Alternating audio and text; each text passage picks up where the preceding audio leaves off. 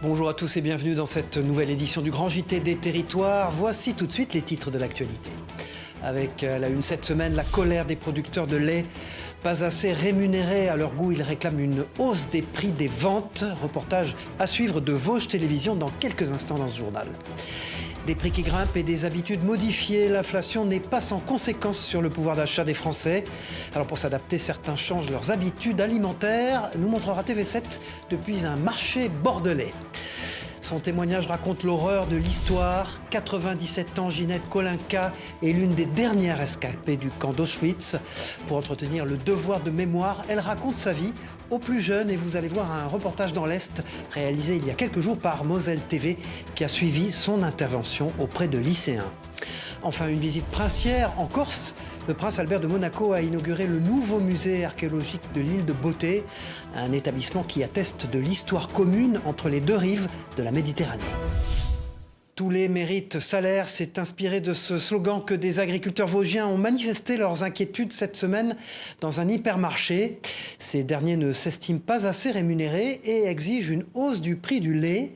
Sécheresse et inflation sont notamment évoqués pour expliquer cette situation. Un éclairage d'Anthony Sapp et d'Anne Didier pour Vosges Télévision. Une mobilisation d'agriculteurs dans les rayons d'une grande surface, des images que l'on a déjà vues à de multiples reprises et c'est bien là le problème. Malgré les lois Egalim, puis Egalim 2 qui doivent garantir une meilleure prise en compte des coûts de production des agriculteurs pour leur assurer une rémunération plus juste, ces derniers se sentent toujours floués et sont venus le faire savoir ici, à Jessé, ce lundi après-midi, à travers une nouvelle opération coup de poing sur le prix du lait. Egalim nous promettait la construction du prix à l'endroit, comme on aime le dire, c'est-à-dire on part du coût de production du producteur et on arrive à un prix final. Tandis qu'aujourd'hui, dans les négociations, on parle toujours de prix final. Hop, ça découle en échelle et puis derrière, finalement, c'est toujours le producteur qui fait la variable d'ajustement. Ne jetons pas le bébé avec l'eau du bain, il y a des choses qui sont allées dans le bon sens à travers Egalim, sauf que là, nous sommes dans des situations de marché qui sont absolument inédites et inattendues aussi de notre part, il faut qu'on l'avoue. Et malheureusement, on n'a pas d'autre choix aujourd'hui que de dire si le lait nous est payé au prix où il continue à être payé, eh bien les élevages laitiers vont partir. Entre sécheresse et inflation, effectivement, les coûts de production ont considérablement augmenté ces derniers mois. Le calcul est donc simple, pour avoir une rémunération proche de celle de leurs voisins européens, les producteurs de lait français demandent que le prix moyen du litre soit supérieur d'au moins 21 centimes par rapport à ce que le consommateur paye aujourd'hui. Du lait acheté dans les magasins à moins de 1 euro, ça ne permet pas une rémunération du producteur, tout simplement. Et parce que ce qu'on constate aussi, c'est que nos pays limitrophes, les pays voisins, Luxembourg, Belgique, Allemagne, sont à plus de 20 centimes de plus que nous dans le lait vendu aux consommateurs. Aujourd'hui, c'est des contrats tripartites, c'est-à-dire le producteur, le transformateur et le distributeur. Mais seulement le distributeur et le transformateur parlent de prix. Aujourd'hui, le producteur est complètement exclu des discussions. Et théoriquement, si Egalim était appliqué comme elle devrait l'être, normalement, le producteur devrait avoir un prix décent pour vivre de sa production de lait. Cette opération se voulait pédagogique, mais les agriculteurs comptent bien hausser le ton s'ils ne sont pas rapidement pris au sérieux. Ces inquiétudes autour du lait ne sont pas sans lien, bien sûr, avec l'inflation galopante constatée sur de nombreux produits alimentaires depuis quelques mois. Sur les marchés, les consommateurs ont déjà changé leurs habitudes pour s'adapter à des prix qui ne cessent de grimper. Exemple à Bordeaux, vous allez le voir avec ce sujet de TV7, la chaîne du groupe Sud-Ouest. Face à l'augmentation des prix, certains se serrent la ceinture et réduisent leurs achats de nourriture. Les quantités diminuent ou des produits disparaissent de leur alimentation. La viande, on mange de moins en moins de viande en fait. Non, moi je renonce pas à la viande. J'achète la viande ici, elle est démente. J'en mange moins souvent peut-être, j'en mange une fois par semaine à peu près. Les bouchers font le même constat. Franchement oui, ils ont diminué leur quantité beaucoup. Avant ils prenaient un rôti de 1,2 kg, maintenant ils prennent plus un rôti d'1 kg, 800 grammes. Idem chez les poissonniers dont les prix ont augmenté de 10 à 20%. La hausse du carburant fait que les pêcheurs sortent moins en mer, donc obligatoirement ça se répercute sur la marchandise. Alors du coup, est-ce que vous avez perdu des clients ? Forcément. Ils achètent beaucoup moins déjà et ils regardent au prix. Et ceux qui ne renoncent à rien en termes d'alimentation font d'autres choix. J'achète pas non plus certaines cochonneries, des trucs inutiles, des choses comme ça. Et moi, je réduis pas un budget d'alimentation qui est peut-être plus haut chez moi que chez d'autres. Mais il y a beaucoup d'autres choses sur lesquelles on peut réduire notre consommation avant de toucher à l'alimentation. Si beaucoup restent fidèles au marché, d'autres sont contraints d'y renoncer. Sur certains produits, je suis obligée de me rediriger vers les grandes surfaces parce que justement, c'est un peu trop cher sur les marchés. Et malgré ça, le budget augmente. Je dirais peut-être de 5 € en moyenne par semaine, en sachant que je n'achète pas de viande. Donc c'est vraiment que des produits laitiers, des légumes, des féculents, enfin voilà, des produits qui ne sont pas forcément très chers de base. Et là, je trouve que même avec ça, ça a augmenté. Voilà, et si vous cherchez d'autres solutions pratiques pour faire des économies, pourquoi ne pas vous tourner vers le marché de l'occasion? Il est en plein essor depuis quelques années. Et dans la Somme, une boutique de jouets s'est même spécialisée dans ce type de vente avec 300 références disponibles. Bonne pour l'environnement et le porte-monnaie, l'initiative séduit de plus en plus de consommateurs, comme a pu le constater Wéo, la chaîne de la Voix du Nord. Regardez. Et si vos jouets s'offraient une seconde vie? Dans cette enseigne, figurines, voitures et autres jeux de société ont quitté leur coffre à jouets pour retourner à la vente. La tendance en particulier, ce sont les Playmobil. Ça plaît beaucoup effectivement aux enfants. L'autre tendance également, ce sont les livres pour enfants, puisque je les vends à 50% du prix du neuf. À l'heure de l'inflation, la chasse aux bonnes affaires devient monnaie courante. Sur Internet, via les réseaux sociaux ou dans les enseignes spécialisées, les consommateurs sont de plus en plus nombreux à se tourner vers les produits de seconde main. La vie est tellement chère que là, du coup, on prend ce qu'on peut pour pas trop cher, on va dire. Ça nous permet de trouver des Legos qu'on ne trouve plus dans le commerce.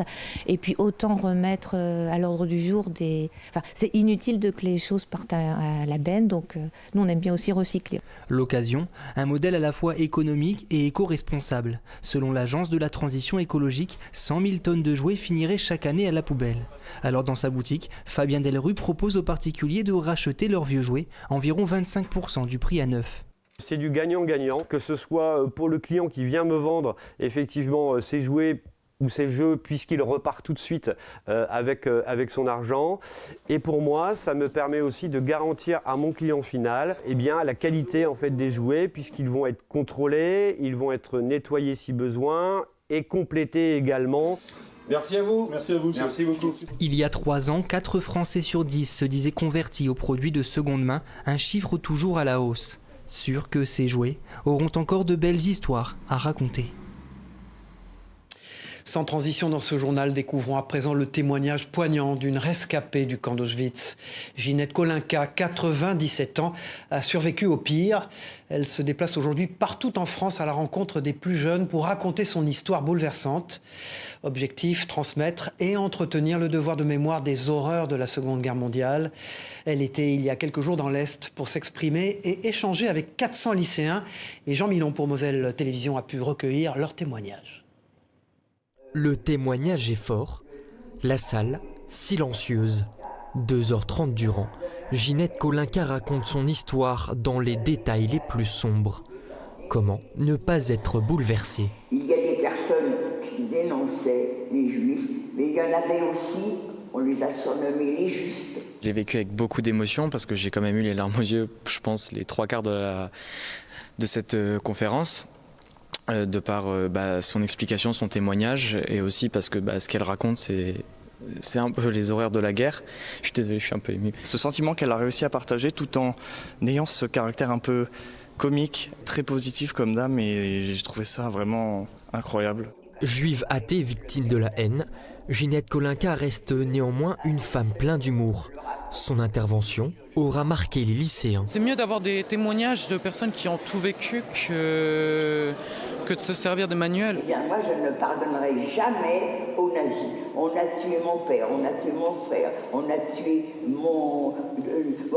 des bébés. Si moi je dis j'ai souffert, c'est terrible, c'est affreux, c'est l'enfer qu'on a vécu. Et si sur un journal on dit on les battait et tout ça, c'est sûr que moi ce que j'ai dit a plus de valeur que ce qu'on dit. Longtemps discrète sur son passé de déportée, elle sillonne aujourd'hui la France entière pour transmettre son expérience.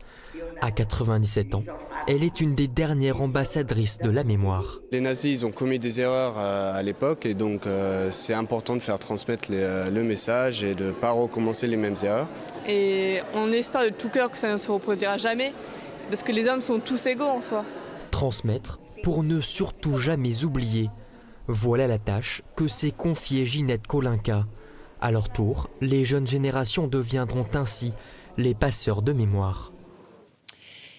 Écoliers, collégiens ou lycéens, tout le monde a retrouvé son rythme éducatif depuis la rentrée.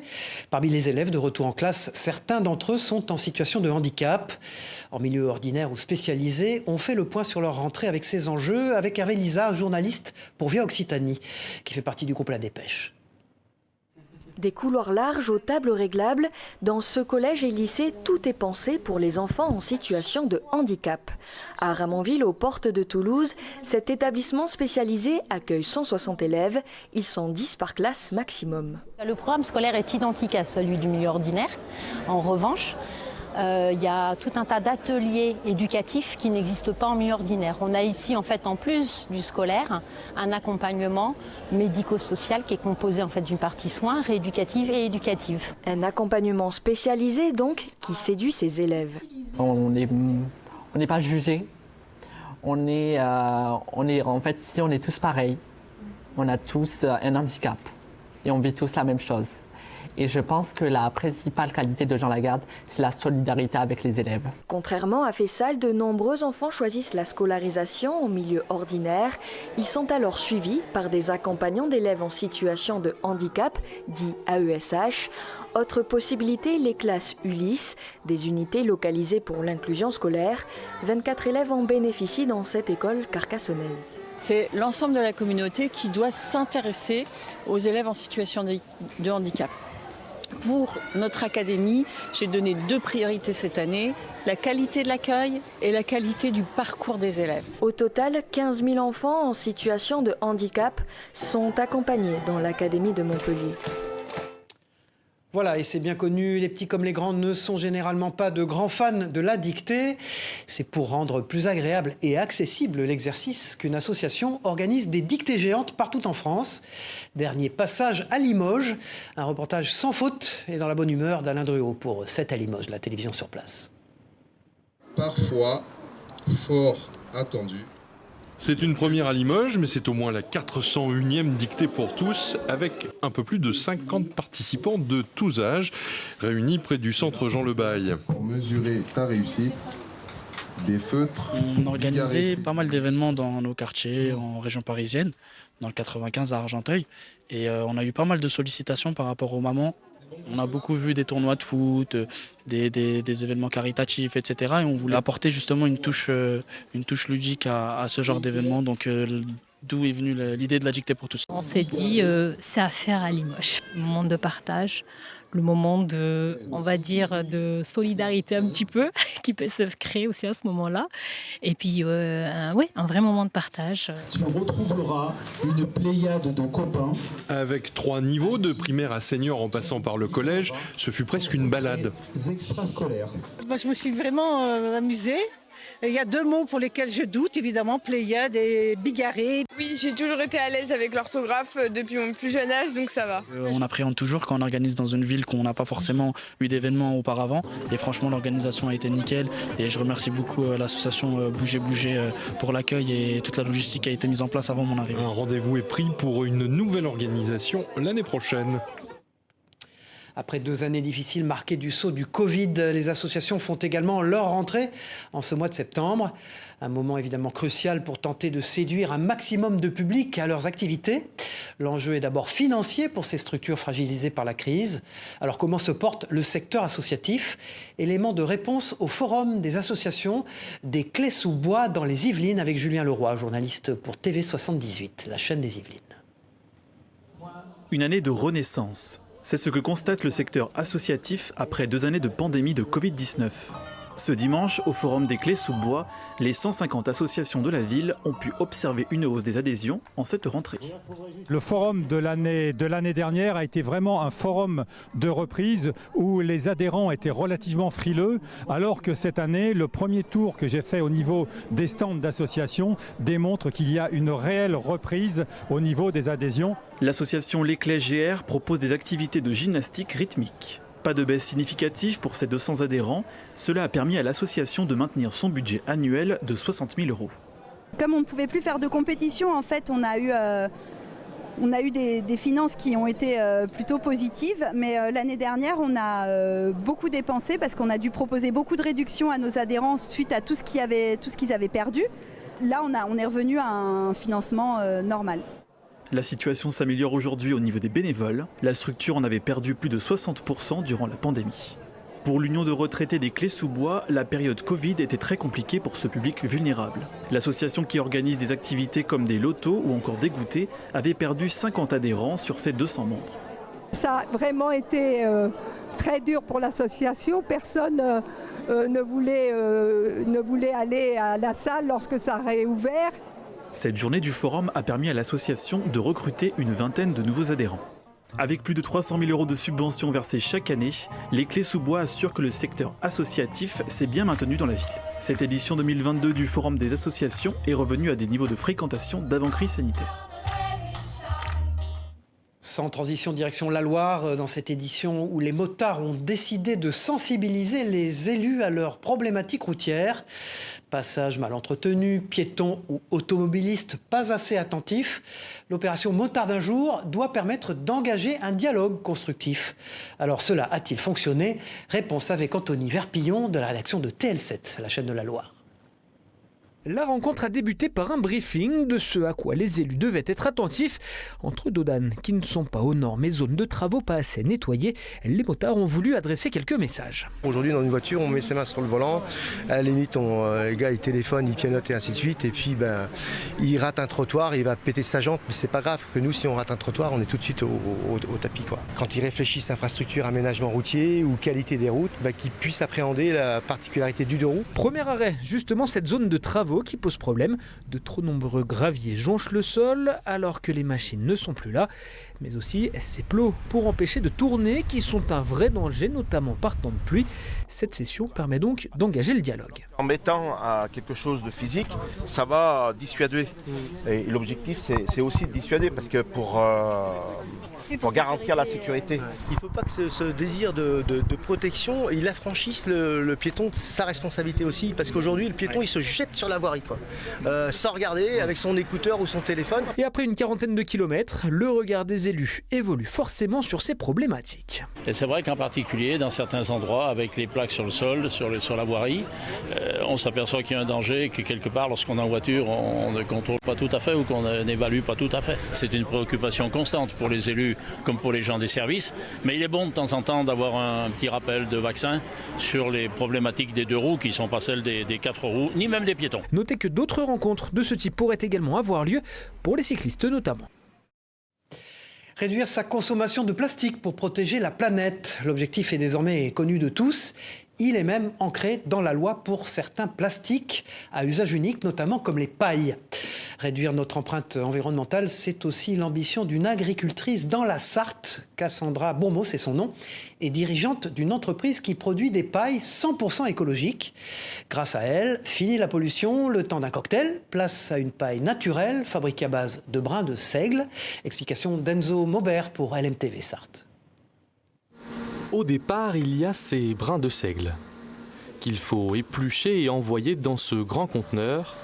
À l'intérieur, une machine de pointe au secret bien gardé qui transforme un simple brin en une paille made in Sarthe. Elle prend le brin en entier, elle le visionne, elle repère les morceaux de paille qui nous intéressent, donc elle mesure, elle prend le diamètre et après elle coupe. Ensuite, quand c'est coupé, on a un système de prise qui va trier par taille pour nous permettre derrière ranger en panier et gagner du temps. Un temps précieux car il faut ensuite nettoyer et trier les pailles à la main. On repère les pailles qui ont été cassées avec toutes les manipulations. On repère les pailles qui ont un défaut, une tache. Et puis on repère aussi les tailles, parce qu'on peut avoir des petites différences de taille, donc ça on y fait attention. Résultat, près de 200 000 pailles sortent de l'entreprise chaque mois. Et selon Cassandra Bourmeau, c'est l'alternative idéale face au plastique et au carton. Il n'y a pas de traitement, il n'y a rien. On n'a même pas mis de vernis. Elle a sa couleur naturelle, elle est brillante de nature. Mais en plus, elle résiste à toutes les boissons chaudes, toutes les boissons froides. Elle peut même absorber des boissons épaisses, comme des smoothies, des choses comme ça. Commercialisée dans la grande distribution et vendue auprès des professionnels, la petite paille sartoise est attendue au Salon international de l'alimentation à Paris en octobre. Une belle vitrine pour l'entreprise qui espère, à terme, produire 50 millions de pailles par an. Manger des produits locaux et de qualité, qui n'en rêve pas pour ses repas? Difficile néanmoins d'accéder à des aliments de proximité dans certaines zones rurales où les commerces se font de plus en plus rares. Alors pour combler ce manque, dans le Val d'Oise, une petite commune vient d'installer un distributeur ouvert 24 heures sur 24 et 7 jours sur 7. Les habitants peuvent ainsi acheter des légumes, viennoiseries ou miels locaux quand ils le souhaitent. Une initiative saluée par les habitants, comme a pu le constater Raphaël Hutin et Elisa Zanetta de la chaîne Via 95.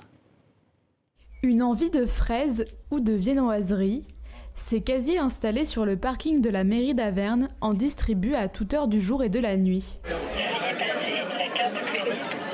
Emilia, avernoise depuis 4 ans, se procure environ 2 fois par semaine ses produits du terroir favoris. Je quitte tard souvent, donc les boutiques sont fermées déjà pour ça, pour le pain par exemple. Et puis là, les produits de la région, puisque j'aime beaucoup la moutarde de la région, l'huile. Pour manger local, les 870 habitants de ce petit village du Vexin n'avaient pas tellement le choix. Le marché a lieu seulement tous les 2e samedis du mois et la boucherie demeure la seule boutique de proximité de la commune. C'était important pour les consommateurs mensuels du marché de pouvoir avoir régulièrement leurs produits. Donc on a dit pourquoi pas des casiers. C'est des choses qui existaient plutôt à la ferme.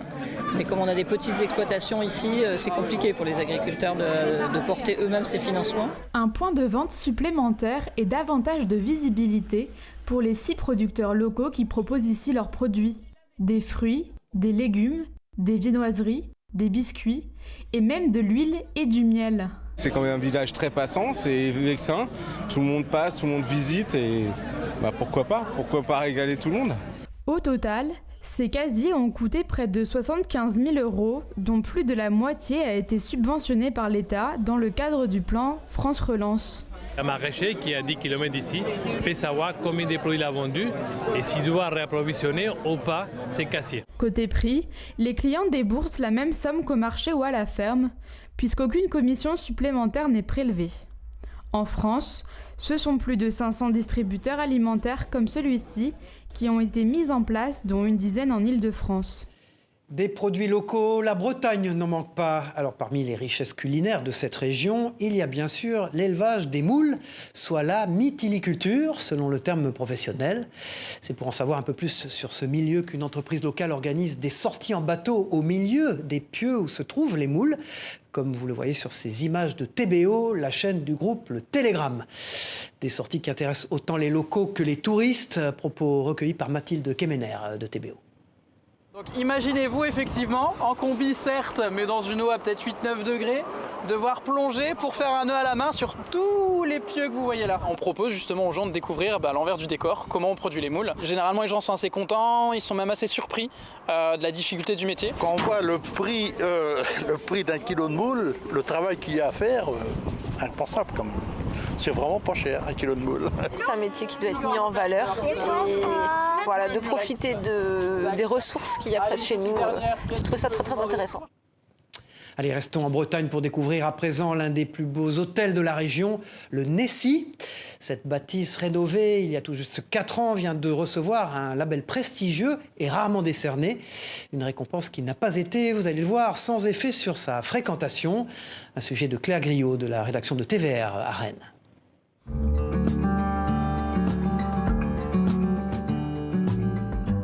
Perchée sur la presqu'île du Nessay, cette bâtisse du 19e siècle est bien connue des promeneurs. Ouvert en juillet 2018, après 1 an de travaux, cette ancienne colonie de vacances est devenue un hôtel 4 étoiles de charme, à l'atmosphère chaleureuse, où chaque fenêtre s'ouvre sur la mer. Alors nous nous trouvons dans une de nos 17 chambres du coup de l'hôtel du Nessay. Chaque chambre a sa décoration, sa propre décoration. Tous les objets de chaque chambre sont chinés.